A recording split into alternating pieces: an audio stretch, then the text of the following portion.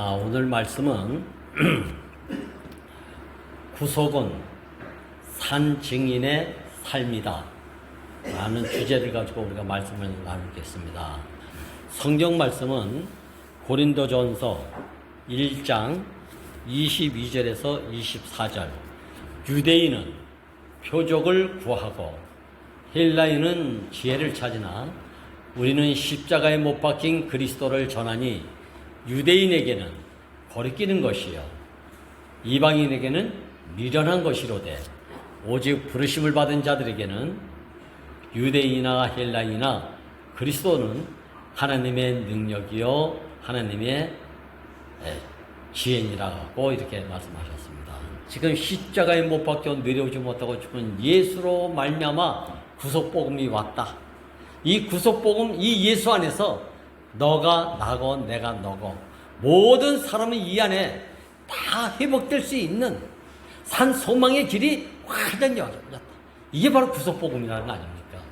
이 말은 우리가 호흡이 닿는 날까지 지겹다고 할 것이 아니라 이 말을 선포하면 선포할수록 새롭다. 어제도 오늘도 장차도 영원히 있을 이 생명의 음성. 이 음성은 새 소식 아니겠습니까? 이 마음이 깊이 들었어요. 그래서 제가 오늘 아침에 이 말씀을 새벽에 일어나 들으면서 간단히 이 말씀 한 구절이 별거 아니잖아요. 지겹 들어가는데 여러분들 한 번도 이 자리를 떠나지 않고 세상에 나가지 않고 이 시간만 되면 꼬박꼬박 와서 이렇게 이 지겨운 말씀을 듣는 것도 참 신기합니다. 근데 이 말이 내게 신선함을 줬어요. 저는 오늘 유대인에게는 거리끼는 것이라고 했어요. 왜 거리끼었을까요? 유대인은 진짜 자기들 나름대로는 선민 사상에 대한 자부심을 가지고 있는 백성이 유대인 아니겠습니까? 그런데 하나님의 아들, 하나님의 사람, 십자가로 말미암아 못 박혀 자기들 구속이 됐다면 진짜 맨발 팔 다 걷어 붙이고 자랑스럽게 돌아다니면서 외쳐도 부족한 거 아닙니까? 근데 왜 이 유대인이 십자가에 못 박혀서 자기들을 그렇게 구속한 이 예수님에 대해서 왜 이렇게 거리끼게 생각했을까요? 한번 여러분들 잘 되새김해 보시기 바랍니다. 만약에 이러한 현장이 지금도 우리 앞에서 이렇게 딱 펼쳐지고 전개가 된다면 그동안 나는 하나님을 잘 믿고 잘 신앙하고 예수님의 어떤 죽으심에 대하여 눈물 콧물 흘려가면서 참여하고 회개하고 마룻바닥이 눈물바닥이 될 정도로 그런 생활했던 적이 있잖아요. 무릎 꿇어가면서 금식하시는 분들은 금식하면서. 근데 왜 이런 문을 두고 우리보다 더 열심이고 여기에 대해서 특히 하나님의 백성이라고 하는 선민 사상을 가지고 있다고 하는 그 유대인들이 왜 이렇게 하나님의 아들 예수를 두고 왜 이렇게 끔찍하게 여겼을까? 왜 부끄러워했을까? 외면하기는커녕 오히려 죽이라고 고함치면서 외면한 이 사람들. 못 사는 이것을 한마디로 딱 버렸다. 어떻게? 싫어서 버렸다. 부끄러워서 되돌아섰다. 이렇게 말씀하셨어요. 근데 지금 구속 복음이 와서 실제적으로 우리가 경험해 보니까 이게 그때 얘기가 아니라 지금의 모든 기독 종교인들의 이야기도 될 수가 있겠고 가까이는 우리들 안에서도 이런 것이 아직까지 잔존해 있음을 저는 고백 안 할 수가 없습니다. 그러니까 십자가는 누구든지 예수로 말미암은 십자가는 더 믿고 더 신앙생활 잘해야 되고 더 하나님을 잘 믿어야 되는 그런 십자가인데 왜 이런 유대인에게 이 십자가가 왜 거리끼고 끔찍한 십자가가 됐을까?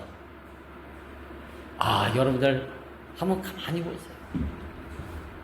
저는 저 나름대로 경험을 했습니다. 못사님대로 경험을 하셨죠. 옳고 그름이 아닌데 싸워도 사람을 살려놓고 싸워야 되는데 자기는 흑백 논리 안에서 이런 삶을 사는 것에 대해서 그렇게 회개하고 참여하는 말씀을 말씀 중에 많이 하셨죠. 그분 마음에는, 이면에는 특히 다른 마음이 있어서 이렇게 했겠죠. 그 마음을 내가 다 헤아릴 수는 없지만, 아무튼 오늘 말씀에서 유대인이 하나님의 아들이라 칭하는 이 예수에 대해서 왜 이렇게 표적과 이적을 행한 것으로도 인정하고도 남을 만한데, 이 십자가로 가시는 이 예수에 대해서는 왜 이걸 꺼림칙하게 생각했을까? 전 꺼림칙하게 생각했다 여기보다는 표면적으로 아무리 객관적으로 봐도 너는 나보다 못하다, 이것이 잠재적으로 다 자립나게끔 하고 있었던 것 같아요. 이 말은 진짜 여러분들 각자가 되시기만 하기를 바랍니다. 정말 그래요. 나보다 못하면 못한 사람에서 무슨 구원이 되겠는가? 그래서 자기 나름대로의 뭔가 고쳐가려고 하고, 자기가 그동안 습득해온 어떤 지식의 산물로 의식과 제도 안에 또 틀을 가두려고 하는 것. 이게 기독종교 모순이잖아요, 아이들. 근데 우리는 어떻게 아무것도 아니고 아무것도 할 수 없는, 죽은 나사로를 살리기 이전까지만 해도 아마 예수는 아마 화냈던 사람이 많았을 거예요. 부분적이긴 하지만 이것도. 그러나 진짜 십자가로 가는 길 요한복음 13장서부터 18장에 이르는 데서 예수는 아무것도 할 수 없고 아무것도 아님을, 그래서 오직 창조자이신, 목적을 가지고 나를 지으신, 필요에 의해서 나를 지으신 그 하나님의 어떠함에만 온전히 올인할 수밖에 없는 이 십자가의 길은 자기 신념과 믿음이 아니라 이건 운명의 위치에서 그렇게 살 수밖에 없는 것을 그대로 살아낸 생명의 길이다. 이게 바로 구속복음의, 오늘 주제대로 구속복음의 산 증인으로서의 존재의 삶을 이분이 살아낼 수밖에 없었던 것을 보게 되는 거예요. 그러니까 십자가의 길은 저기 있는 십자가를 보고 내가 신앙하는 것이 아니라, 십자가의 길은 하나님의 목적과 필요에 의해서 지어진 피조물, 특히 형상의 피조물 사람의 정해진 운명의 길이다.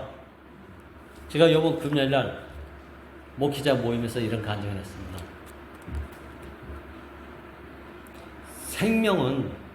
생명은 곧 삶이다.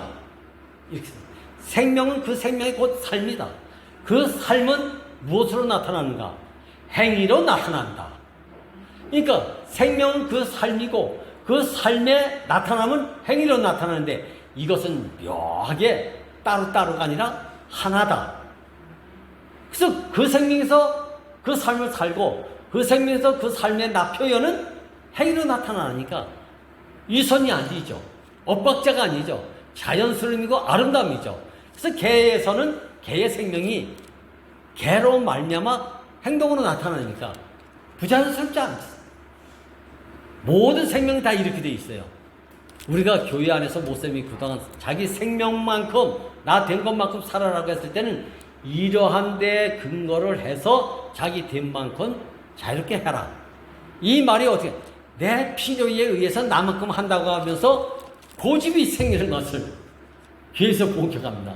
아유, 생명만큼 난 살 거야. 이래서 자기 편한 대로 이 말을 사용했어요. 이 말이 아니고, 어린 생명이든지 성숙한 생명이든지 그 생명만큼 자란 그 생명, 그 삶을 살아내고, 그 살아낸다고 하는 그 삶의 나타남은 행위로 말미암아 아름다운 생명의 존재의 행위로 나타나기 때문에 너무 보기가 좋은 거예요. 근데 나만큼이라는 것이 내 필요에 의해서 나만큼 한다 이렇게 되면 말은 맞는데 보기가 좀 안 좋아요. 이상하게. 자, 우리는 오늘 유대인은 거리낌이라고 했는데, 이 거리낌은 뭔지 모르게 내 기준에 맞춰서 못 미치는 사람을 보고 거리끼고 부끄러워하고 자랑스럽지 못한 삶이 나도 모르게 튀어나오잖아요. 제가 그때 그 이후로는 직장에서 생명의 말씀을 퇴직할 때까지 한 번도 전한 적이 없어요. 전해지 못해요. 그것 때문에 내가 여러분들은 다 알지 못하면 제가 무척 수모를 겪고 부끄러움을 당했거든요. 그러니까 그 길을 그때 할 필요가 없어. 직장생활 잘하다 편하게 나오면 되지. 이런 마음으로 직장생활을 했습니다.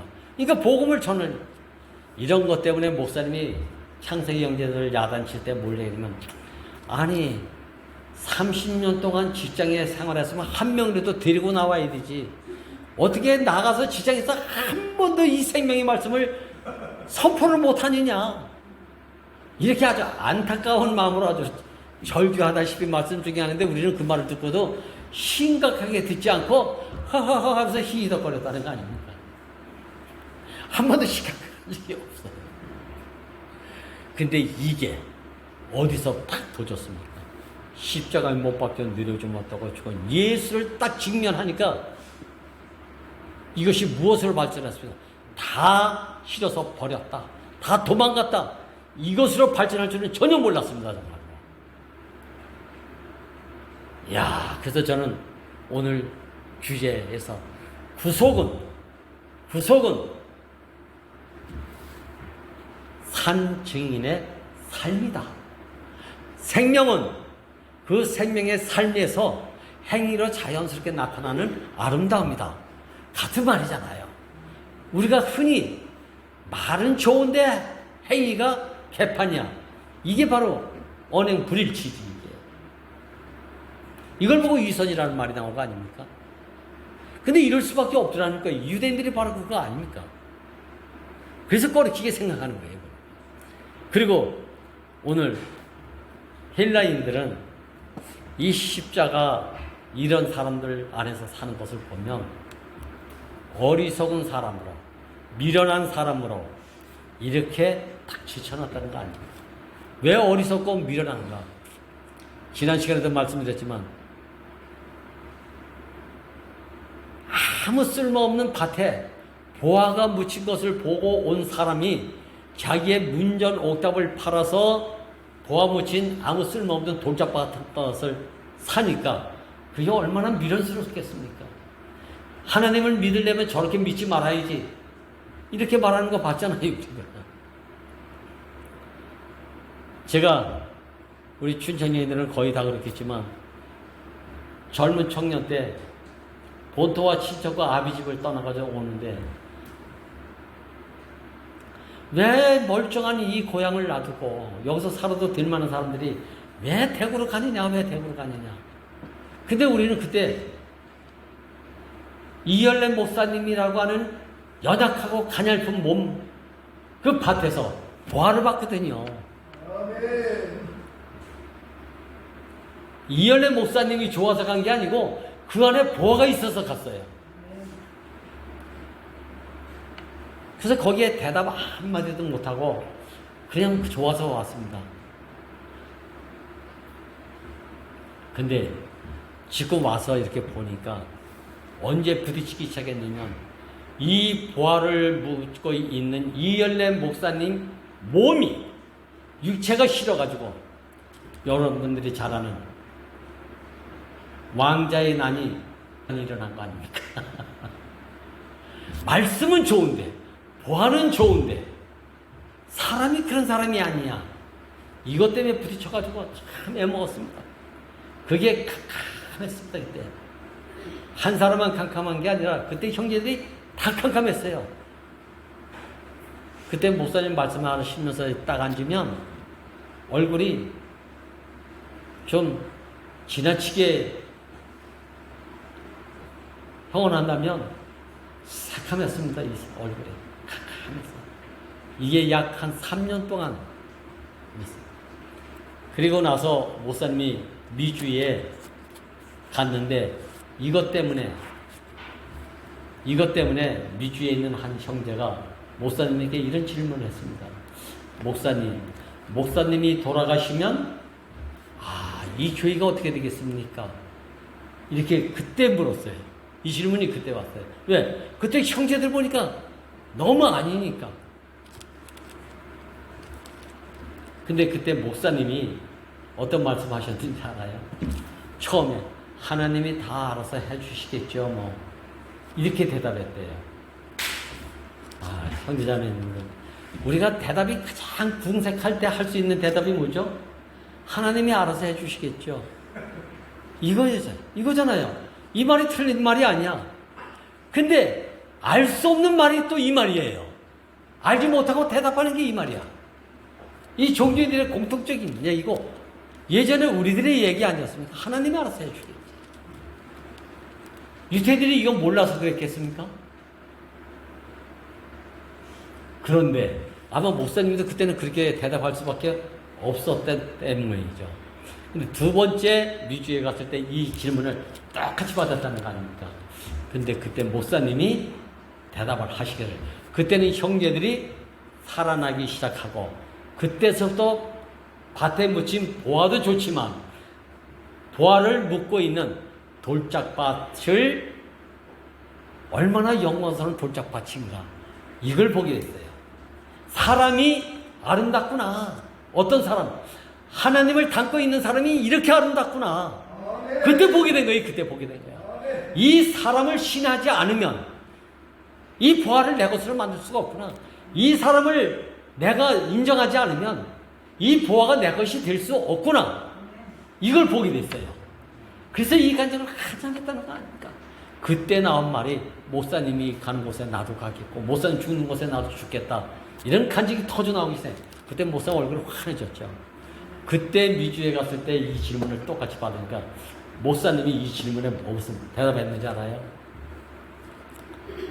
예, 우리 형제들을 보십시오. 그러면 안심이 될 겁니다. 이렇게 화답을 했다는 거 아닙니까? 이야, 이게 그냥 형상의 사람들이 아니잖아요. 저는 어제 봤습니다. 아, 전주교의 형제 자매들 너무 아름답구나. 어제 증인의 간증을 했는데 형제들이 연임이 자매부터 증인 한 사람이 나타났네, 증인 또 한 사람이 생겨났네, 이러면서 웃으면서 얘기하는데, 마지막 은경이 자매까지 돌아오는데, 야, 이 증인의 릴레이는 이게 생명의 젖줄이로구나. 이게 생명의 흐름이잖아요. 이게요. 앞에 있는 사람을 증인함으로 인해서 내가 증인의 반열에 들어가고, 증인의 반열에 되니까 또 앞에 사람 증인으로 살고, 야, 씨는 열매가 되고 열매는 또 씨가 되고 씨는 또 열매가 되고 상호 증인이 돼가지고 생육 본성 충만해서 이 땅을 지배하고 다스리는 열매들의 나라가 된다. 아들들의 나라가 된다. 이 얼마나 놀라운 비밀입니까 이게. 이야,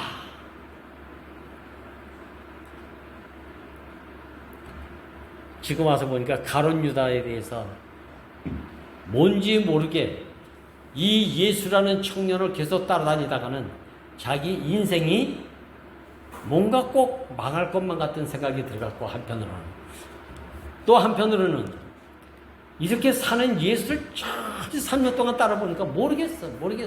이건 가룟 유다만 모르는 것이 아니라 제자들이 다 몰랐단 말이죠. 은 30냥 돈이 필요해서 예수를 파는 게 아니라 예수를 몰랐기 때문에 이렇게 극단적인 자리에 내몰리면 하나님 아들로서 뭐가 기적이 나타나겠지, 이걸 시험하기 위해서 은 30냥에 예수를 팔았다고. 이건 목사님의 탁월한 해석입니다. 지금 보니까 모르니까 알고 싶어서 시험에 빠뜨리게 보면 하나님의 아들로서 뭔가 기적이 나타나겠지. 이 신앙이 나쁜 겁니까? 얼마나 절박했으면 이랬을까요? 자, 근데 목사님이 이러고 나서 가룟 유다가 나중에 알았잖아요. 은 3년에서 자살할 이유가 없죠. 돈이 필요한 사람은 모르는 데 가서 살면 됐을 거 아니겠어요. 근데 은 30년이 필요해서 판 게 아니라 예수라는 사람을 너무 몰랐기 때문에, 표면적으로 객관적으로 기사와 이적을 행할 때는 아는 것 같았는데 기쁘고 충만해서 존재적인 예수를 알지 못했다. 자꾸 모르는 길을 가니까 의문이 자꾸 생기게 되고, 그래서 팔았다는 거 아닙니까? 이 말은 한마디로 유대인은 거리끼는 예수를 받고 어디에서? 십자가 가는 길을. 헬라는 이렇게 가는 사람들을 미련스럽게 봤다는 거 아닙니까, 이게? 어디 가서 대답을 찾을 수 없으니까. 근데 가룟 유다는 여기서 너무 모르겠으니까. 알면 절대 그렇게 하지 않았을 때. 모르니까 그랬어. 그래서 나중에 얼마나 답답했으면 난 당신을 알고 싶었습니다. 라는 것에 대한 회개의 결과가 자살을 했다는 거 아닙니까? 근데 목사님 이것을 어떻게 탁월하게 해석했습니까? 자살만 하지 않았다면 너도 이 십자가 예수로 말미암아 구속복음으로 새롭게 살았을 텐데, 이런 아쉬움을 말씀하신 적이 있습니다. 참 이런 마음 갖기도 참 쉽지 않잖아요. 이런 마음이 십자가에서 찔리면서 찌른 자도 볼 것이요. 이런 말이 그래서 나왔겠다. 참 우리가 안다고 하는 것이 정말 이렇게, 요 얘기는 조금, 목사님이 도사들이 뭐가 도사냐면 자연 만물에 대해서 이치와 원리의 도 같은 사람들을 도사라고 한답니다. 그러니까 어디 가서 말하면 다 맞는 말이에요. 진리잖아. 물이 위에서 흐른다, 산은 산이고 물은 물이다. 이런 얘기가 틀린 말이 아니잖아요. 콩 심은 데서 콩 난다, 팥 심은 데서 팥 난다. 다 원리와 이치 속에서 나오는 진리예요. 근데 여기에만 국한돼서 도튼 삶을 살게 되면 예수 안 믿어도 돼. 몰라도 돼. 누가 그 얘기 들으면 다 좋아하니까. 근데 목사님이 여기서, 그런데 뭐가 아쉬운가? 그 사람이 얻는 것이 아쉬움이다. 원리와 이치를 아는 것은 도가 텄는데 그렇게 사는 사람이 없다는 것이 불행이다. 그때 우리 깜짝 놀랐어요. 여러분들은 잘 모르시지만 이러한 목사님의 간증은 그냥 나온 간증이 아니고요. 그때 교회에 한 형제가, 도튼 형제가 있었어요. 생명의 법칙에 따라 살 수밖에 없는, 이걸 지금 십자가의 운명에서 이렇게 그때도 이 말씀을 하셨는데, 이 형제는 그런 말씀은 세상에 많습니다. 이 땅 위에 많습니다. 이렇게 되버린 거예요. 그러니까 말이 안 돼, 말이 안 돼. 결국 그 형제는 떠나갔습니다. 어디 가서 지금 도사 노릇하고 있겠죠.